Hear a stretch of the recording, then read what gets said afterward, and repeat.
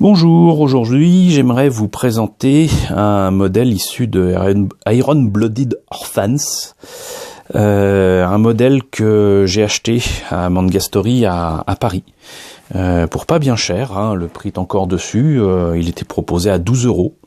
Hein, voilà, c'est tout à fait raisonnable et même c'est très proche du prix japonais puisque le modèle au Japon est proposé à 1200 yens, ce qui nous fait à peu près dans les 10 €. Et donc il s'agit du Grace Custom 2, le Ryusei Go. Alors il me semble que Ryusei Go certainement pour 5, doit être le 5e mecha piloté par donc ce personnage qui est Ryusei. Et comme tous les modèles de Iron Blooded Orphans, c'est fait sur la même frame. C'est fait sur le même modèle, mais on a des formes très différentes au niveau des armures et de l'utilisation de chacun des pilotes. En fait, c'est vraiment des mechas qui sont customisés, qui peuvent être customisés à l'extrême. Et là, ce Grace a été tout simplement pris, entre guillemets, aux ennemis, aux premiers combattants que l'on voit dans la série.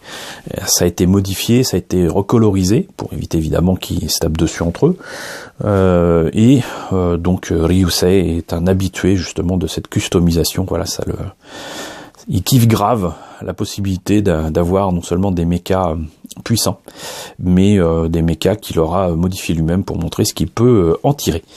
Donc en plus de ça, ce sont des maquettes qui sont pas bien chères. Moi j'aime pas trop la série très sincèrement, mais le fait est que le mecha design et surtout les maquettes sont très sympathiques et très faciles à faire. Je vous l'ai déjà démontré avec certains modèles. Je vous invite à découvrir ça. Je devrais presque faire une playlist d'ailleurs. Ça serait peut-être plus pratique. Mais quoi qu'il en soit, donc voilà. Boîte typique s'il en est pour Iron Blooded Orphans. Donc c'est un high grade, hein, il est au 144. Je suis désolé, je vous présenterai peu, voire jamais de modèle au 1/100 du Barbatos ou autre de cette série. Moi je suis très high grade, ça prend moins de place, c'est plus facile à faire. Mais libre à vous, évidemment. d'y céder. Qu'est-ce que ça donne au niveau de la boîte? Alors là on a la présentation du personnage, là on a le kit monté et peint. Ici donc la preuve que ces kits en plus sont parfaits pour des poses dynamiques, s'il en est, des poses dynamiques en diable. Regardez-moi ça, si on avait pu faire ça dans les années 80-90, on aurait crié au génie. Et on peut l'associer apparemment à un engin qu'on voit à peine dans la série, à peine utilisé par le Barbatos, qui lui permet d'améliorer ses capacités. Je ne sais plus s'il l'utilise vraiment dans la série lui-même, je ne sais plus, sincèrement je ne sais plus. Le kit n'est pas très vieux, il date de 2016. Et maintenant qu'on a fait le tour de la boîte, on va voir ce que ça donne à l'intérieur. Alors, la notice, c'est toujours aussi joli.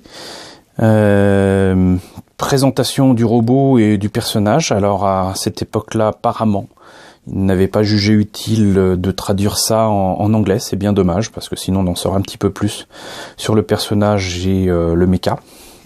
Mais c'est pas grave. Alors, les pièces. Alors comme je l'ai dit, c'est souvent repris sur la même frame. Donc du coup, on a quand même pas mal de polycap qui ne seront pas utilisés. Et ici, quelques pièces ici qui ne le seront pas, là aussi. Donc c'est pas étonnant, puisqu'en fait c'est fait vraiment sur les mêmes modèles. Il y a que les pièces d'armure entre guillemets qui changent, quelques détails. Et donc du coup, c'est ce qui explique aussi le prix relativement bas des maquettes. C'est-à-dire que Bandai a fait exprès de faire ça pour faire une certaine économie. Et en profiter pour proposer des maquettes à petit prix. Alors, ce qui est cool, par contre, c'est que, comme c'est des notices de montage récents, on s'y retrouve un petit peu plus sur ce que donne la maquette en cours de montage. Là, on commence visiblement par le corps, donc le buste et très certainement le bassin. Ensuite, non là c'est que le buste apparemment. Ensuite la tête, le bras droit, le bras gauche, on relaie le tout évidemment. Apparemment on peut ouvrir la tête. la jambe droite, la jambe gauche. Ensuite on passe en couleur avec les fameuses pièces d'armure. La tuyère unique dans le dos. On peut mettre le mecha sur une action base. Les armes. Voilà, apparemment il y a différentes armes ou peut-être différentes façons de le placer. Je verrai ça quand je le montrerai. Et on peut placer apparemment des pièces différentes ici sur les genoux pour certainement mettre ces trucs là. Et un backpack un petit peu plus conséquent avec certainement 2 tuyères au lieu d'une. Là, et des armes différentes. Voilà, et donc au final, on se retrouve avec ça. Je suis pas trop méca rose bonbon, mais il a de la tronche et je pense que correctement fait, surtout qu'il se reprend en plein la tronche à chaque fois. Il y a moyen certainement de faire une patine de malade. Une patine de malade, voilà. Donc, des autocollants. Je dirais qu'à la limite, même pour ce qu'il y a sur la tête, on pourrait s'en passer. Mais là encore, on verra. Des fois, il y a de bonnes surprises avec les autocollants de Bandai. Les grappes. Donc, vous voyez, c'est rose bonbon. Hein, voilà. Que dire de plus, c'est que tel quel, ça ferait franchement plastique. Donc, c'est tout intérêt à repeindre vos kits. Et au niveau des tailles, c'est quand même pas mal du tout.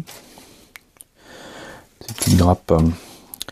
Les fameuses inner frame. Alors là, vous avez une tuyère par contre que j'aime pas du tout, c'est-à-dire qu'il y a quand même 3 points à couper et ensuite il y a intérêt à limer correctement, sans quoi ça passerait pas. Ici l'inner frame avec donc tous les détails habituels de ces mechas là pour le buste, le bassin, etc. Des mains qui sont absolument superbes, mais on commence à être habitué avec ces kits récents. Les armes du Graze, très clairement. Un rouge un peu différent, un petit peu plus bordeaux foncé pour les épaules et les pieds. Une autre grappe encore, donc rose bonbon pour les pièces d'armure. Ici, je sais pas trop ce que c'est, je crois que c'est sur le buste. Les armes, enfin l'arme, les polycaps.